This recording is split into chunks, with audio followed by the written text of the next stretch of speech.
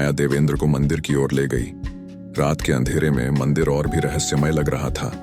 उसके ऊपर का त्रिशूल अब भी चमक रहा था, लेकिन अब वह चमक लाल थी। यह त्रिशूल, हाँ, यह कोई साधारण त्रिशूल नहीं है, इसे कालशूल कहते हैं। यह समय की धारा को महसूस करता है और जब कोई असामान्य घटना होने वाली होती है तो यह लाल हो जाता है। उन्होंने मंदिर के प्रवेश द्वार की ओर कदम बढ़ाए। दरवाजा बंद था, लेकिन उस पर अजीब सी नक्काशी थी, एक मंडल जिसमें विभिन्न प्रतीक और संकेत थे। यह काल चक्र है, माया ने बताया। समय का चक्र। माया ने अपनी कलाई पर बने निशान को दरवाजे पर बने एक प्रतीक से मिलाया। एक क्षण के लिए कुछ नहीं हुआ, फिर अचानक दरवाजे पर बना पूरा मंडल घूमने लगा और धीरे धीरे दरवाजा खुल गया। अंदर जाते ही देवेंद्र ने देखा कि मंदिर का आंतरिक भाग उससे कहीं बड़ा था जितना बाहर से लगता था। केंद्र में काल भैरव की एक विशाल प्रतिमा थी, काले पत्थर से बनी, लंबी मूंछों वाली, और उनकी आंखें लाल पत्थरों से बनी थीं जो अंधेरे में चमक रही थीं। अविश्वसनीय, देवेंद्र ने फुसफुसाते हुए कहा। माया ने एक मोमबत्ती जलाई और मंदिर की दीवारों को देखने लगी। दीवारों पर अनगिनत चित्र और लिपियां थीं, कुछ संस्कृत में, कुछ एक अज्ञात भाषा में। यह क्या लिखा है? देवेंद्र ने पूछा। इसमें समय यात्रा के मंत्र हैं, माया ने कहा। पुराने ऋषियों ने इन्हें लिखा था। समय यात्रा? तुम मजाक कर रही हो? बिल्कुल नहीं। काल भैरव समय के स्वामी हैं और यह मंदिर समय के विभिन्न आयामों का एक प्रवेश द्वार है। देवेंद्र को यह सब बेतुका लग रहा था, लेकिन फिर उसने देखा कि मूर्ति की आंखें और भी तेजी से चमकने लगी थीं। माया ने तुरंत मूर्ति के सामने जाकर कुछ मंत्रों का जाप शुरू किया। तुम भी आओ, उसने देवेंद्र को बुलाया। देवेंद्र सावधानी से आगे बढ़ा। जैसे ही वह मूर्ति के करीब पहुंचा, उसे ऐसा महसूस हुआ जैसे समय धीमा हो गया हो। उसके चारों ओर हवा भारी हो गई थी और आवाजें दूर से आने लगी थीं। क्या हो रहा है?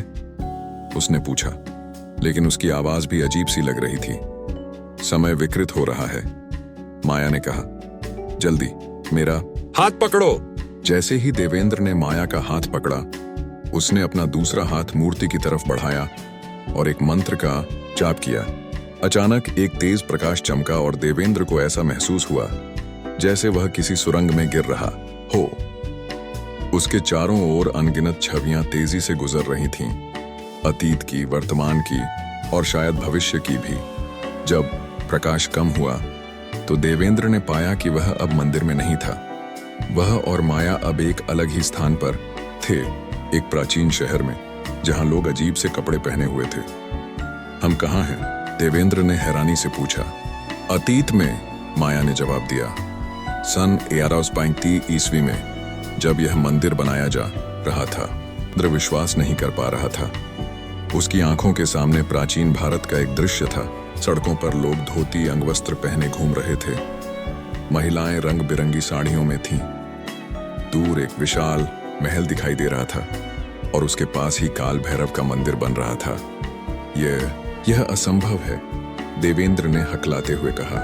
नहीं, यह वास्तविक है, माया ने कहा। हमने समय की यात्रा की है, लेकिन हमें सावधान रहना होगा। हम यहाँ केवल कुछ घंटों के लिए हैं और हमें किसी के साथ बातचीत नहीं करनी है, नहीं तो इतिहास बदल सकता है।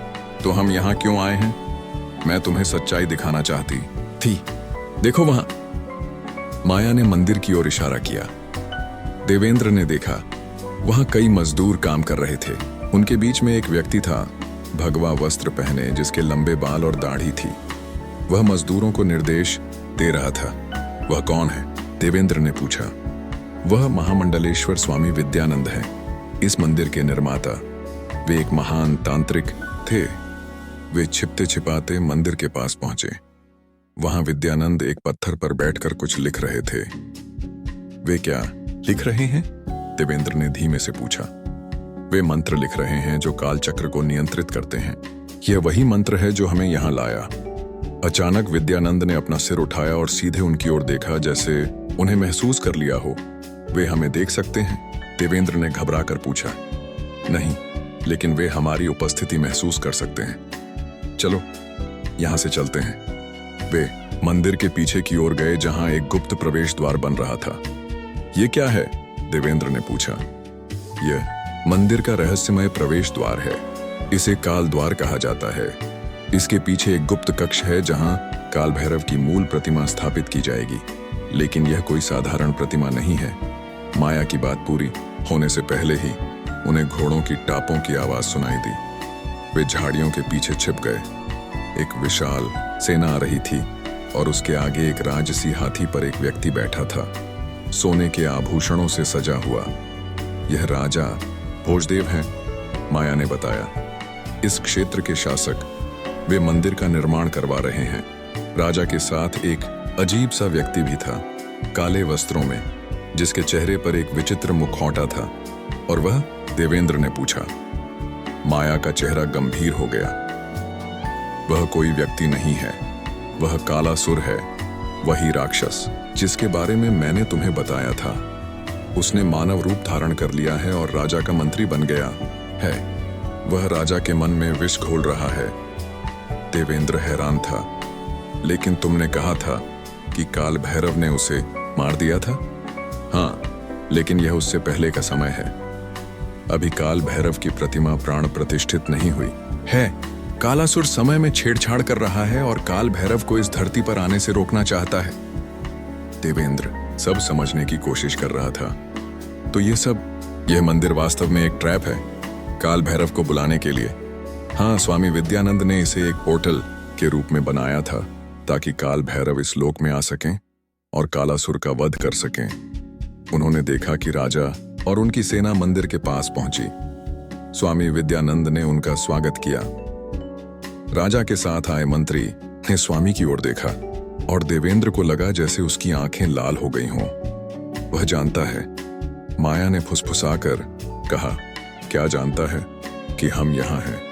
कालासुर समय की विकृतियों को महसूस कर सकता है। अचानक मंत्री ने अपना हाथ उनकी तरफ उठाया और एक मंत्र बुदबुदाना शुरू किया।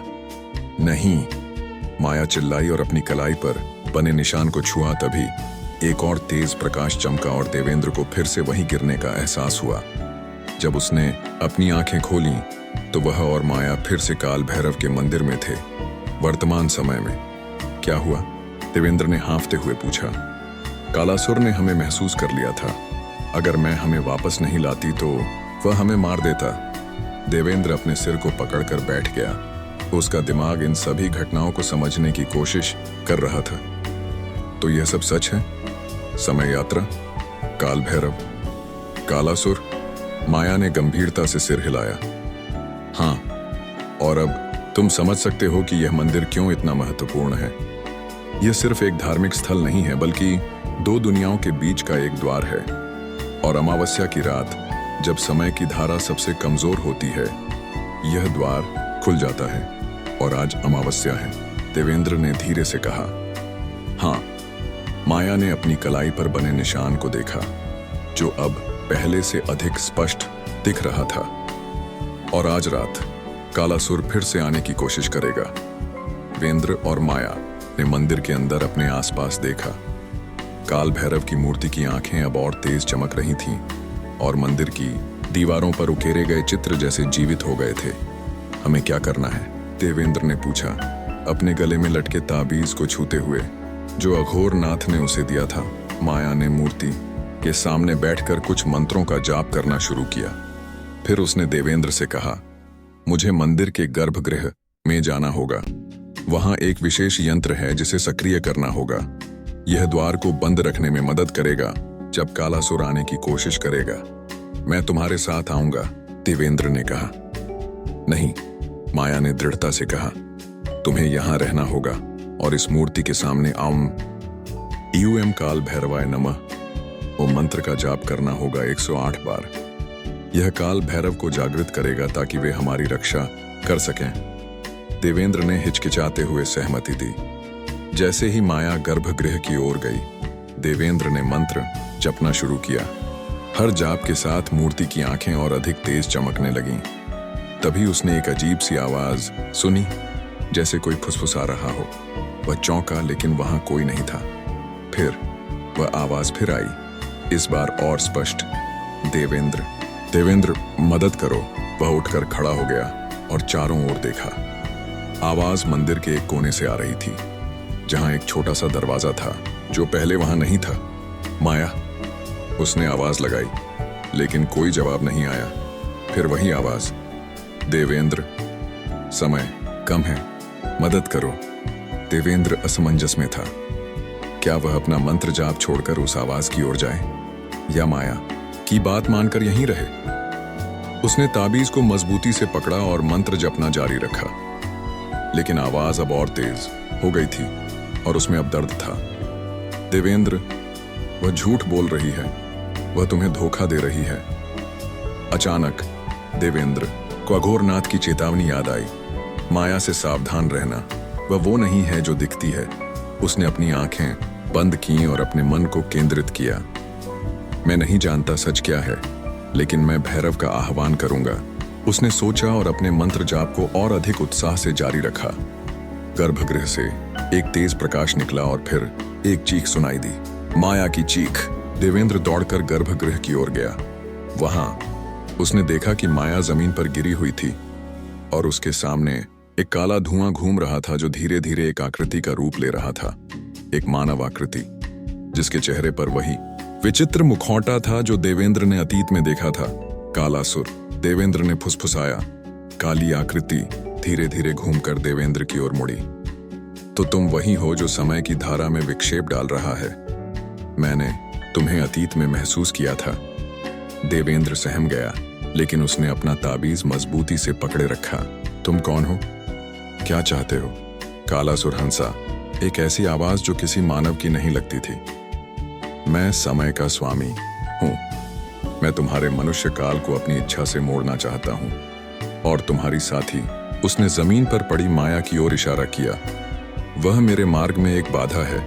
उसका परिवार पीढ़ियों से मेरे और मेरे लक्ष्य के बीच खड़ा रहा है। देवेंद्र ने माया की ओर देखा, जो अब धीरे धीरे होश में आ रही थी। उसकी आंखें खुलीं और वह देवेंद्र को देख कमजोर आवाज में बोली, मंत्र जपो 108 बार। देवेंद्र ने फिर से मंत्र जपना शुरू किया, इस बार जोर से। एयुएम काल भैरवाय नमः। कालासुर ने क्रोध से चिल्लाते हुए अपना हाथ उठाया और देवेंद्र की ओर एक काली ऊर्जा का गोला फेंका। लेकिन तभी माया ने अपनी कलाई पर बने निशान को छुआ और उससे एक प्रकाश निकला जो काली ऊर्जा से टकरा गया। जल्दी देवेंद्र, माया चिल्लाई, मंत्र को पूरा करो। देवेंद्र ने मंत्र का जाप तेजी से जारी रखा और साथ ही काल भैरव की मूर्ति की ओर बढ़ने लगा। हर कदम के साथ मंत्र का प्रभाव बढ़ता जा रहा था और मूर्ति की आंखें अब लगभग आग की तरह जल रही थीं। जब देवेंद्र मूर्ति के सामने पहुंचा तो उसने महसूस किया कि वह अपने आसपास समय को धीमा होता हुआ महसूस कर सकता है। उसने बिना रुके मंत्र का जाप जारी रखा और जब वह 108वें जाप पर पहुंचा तो मूर्ति से एक भयंकर गर्जना निकली। काल भैरव की मूर्ति की आंखों से 2 तेज प्रकाश की किरणें निकलीं और वे सीधे कालासुर की ओर गईं। कालासुर चीखा और उसका रूप विकृत होने लगा। वह घूमता हुआ पीछे हटने लगा। नहीं, यह संभव नहीं है। मैंने तो काल को अपने वश में कर लिया था, कालासुर चिल्लाया। तभी मूर्ति से एक और तेज प्रकाश निकला और उसके साथ ही एक आवाज गूंजी, एक गहरी शक्तिशाली आवाज, कालासुर, तुमने समय की पवित्रता को भंग किया है। अब तुम्हारा समय समाप्त हो गया है। मूर्ति से अब एक और विशाल प्रकाश निकला जो पूरे मंदिर में फैल गया। प्रकाश इतना तेज था कि देवेंद्र और माया को अपनी आंखें बंद करनी पड़ी। जब प्रकाश कम हुआ और उन्होंने अपनी आंखें खोली तो कालासुर गायब था। भैरव की मूर्ति अब शांत थी, लेकिन उसकी आंखें अब भी हल्के से चमक रही थीं, जैसे कि उसमें जीवन आ गया हो। क्या हुआ? देवेंद्र ने माया से पूछा, जो अब उठकर खड़ी हो गई थी। तुमने भैरव को जागृत किया, माया ने मुस्कुराते हुए कहा, और उन्होंने कालासुर को परास्त कर दिया, जैसे हर अमावस्या को करते हैं। क्या वह वास्तव में मर गया? माया ने सिर हिलाया। नहीं, वह कभी नहीं मरता। वह समय के कुछ कोनों में छिप जाता है और फिर वापस आने की कोशिश करता है। इसलिए मेरा परिवार हर अमावस्या को यहाँ आता है और उसे रोकने के लिए अनुष्ठान करता है। देवेंद्र ने मंदिर के चारों ओर देखा। अब वह पहले से अलग लग रहा था, अधिक जीवंत, अधिक प्राचीन और कहीं अधिक शक्तिशाली। तुम्हारे दादा इस मंदिर में आए थे, है ना? माया ने अचानक पूछा। देवेंद्र चौंक गया। हाँ, प्रोफेसर जोशी के दादा। तुम्हें कैसे पता? यह रिंग, माया ने देवेंद्र की अंगुली में पहनी अंगूठी की ओर इशारा किया, यह हमारे परिवार का प्रतीक है। हरिशंकर जोशी ने इसे यहां से लिया था। देवेंद्र ने हैरानी से अपनी अंगूठी को देखा। यह एक साधारण सी चांदी की अंगूठी थी, जिस पर एक विचित्र प्रतीक उकेरा हुआ था, वही त्रिकोण जिसके अंदर एक आंख थी, जो माया की कलाई पर था। मेरे दादा ने मेरे पिता को यह अंगूठी दी थी और उन्होंने मुझे कभी नहीं पता था कि यह क्या है। माया ने उसकी अंगूठी को छुआ। यह एक काल दृष्टा है, एक ऐसा उपकरण जो समय की धारा को देख सकता है। तुम्हारे दादा ने इसे यहां से लिया था और इसी के कारण वे पागल हो गए थे। वे समय की विभिन्न धाराओं को देखने लगे थे, अतीत, वर्तमान और भविष्य को एक साथ, और यह किसी भी मनुष्य के लिए बहुत अधिक है। देवेंद्र को उनकी डायरी के अंतिम शब्द याद आए। वे आते हैं हर रात, भैरव के साथी, मुझे बचाओ, कालचक्र, अमावस्या, खून, मंत्र 108 बार, केवल शक्ति ही बचा सकती है। वे भैरव के साथियों को देख रहे थे।